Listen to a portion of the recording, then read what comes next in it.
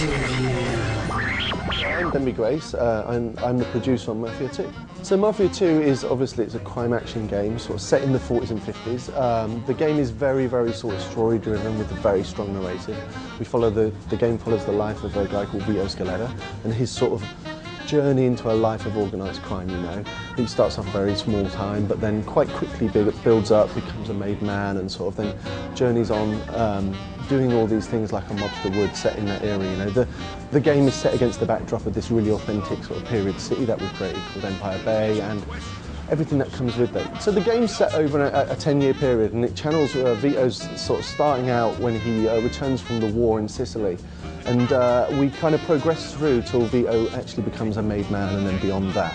As you progress through the story, as you do these jobs for the mob, and then as you become a made man, then things start to get much more interesting, you know. Obviously, you get all the benefits that comes from being in the mob. It works in the fiction very well about the way the progression of this player through this 10-year period of his life, but also it works very well on the gameplay sort of side, you know. Allowing all these different changes and these different things sort of coming in is a really interesting thing. As well as that, we changed the environment massively as well. The game starts out in 1944, you know, it's winter. It's the setting that we saw at the start of the Christmas trailer that we released. It's really sort of oppressive. It's the end of the war, you know, it's snowy, it's dark. And then we kind of move through to the 50s, and as we hit the 50s, you know, it's the birth of technology, it's bright, it's summer, it's the birth of rock and roll, you know. It's an exciting time in America. Again, all this plays into the gameplay, it plays into the fiction, and it makes the game sort of, as the game progresses, more things come available, more interesting things become available to the player. So the city in Mafia II is actually, it's 10 square miles, and that is like double the size of that of Mafia I, you know. We have 20 distinct sort of neighbourhoods, from the Little Italy location that I speak about where Vito grew up, to the sort of like posh white picket fence suburbia of Greenfield, to the Midtown area that you're actually seeing in the demo today, you know. It's we have all these different areas, and they feel really diverse, and they're full of really different people as well, you know. In the Little Italy area, it's full of Italian Americans, you know. You progress it to some of the posher areas, there's posher cars and there's posher people going about their daily business, you know. And also, like, as well as that, we have like 100+ interactive indoor environments.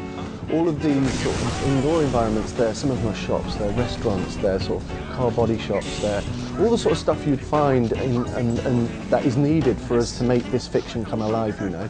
Driving was a big thing that we looked at for Mafia II over Mafia I. I remember even working on it back then. It was like, let's give it its dues. It was very realistic, it was very simulation based, and for that it succeeded. From a gameplay point of view, it maybe failed, you know, a little bit, you know. It wasn't as exciting as it could have been, it wasn't as interesting as it could have been.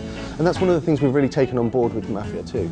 Immediately we're up a step because we're set in the 40s and the 50s, you know. Cars were much faster then, you know, they were much more exciting. People were driving cars for pleasure, not just for getting from A to B, you know.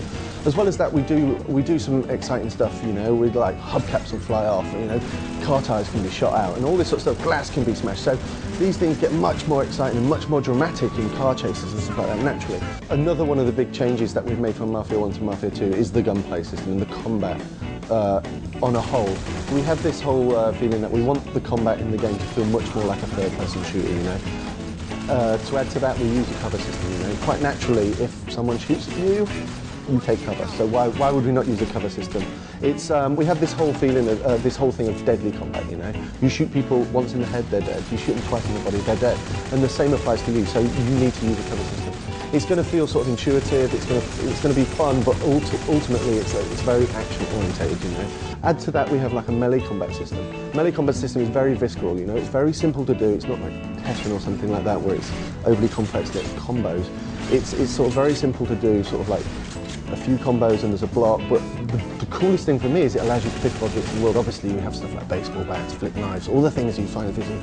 I could pick up this plate, throw it at you, or hit you over the head with it, you know. I could pick up a chair, smash it over something. Really cool, really sort of visceral. People use the environment as you're sort of around you in fights. For me, personally, it's the biggest jump over the game, you know. Yes, we've improved the driving, yes, we've tweaked the gameplay system, but ultimately those things at the core are the same.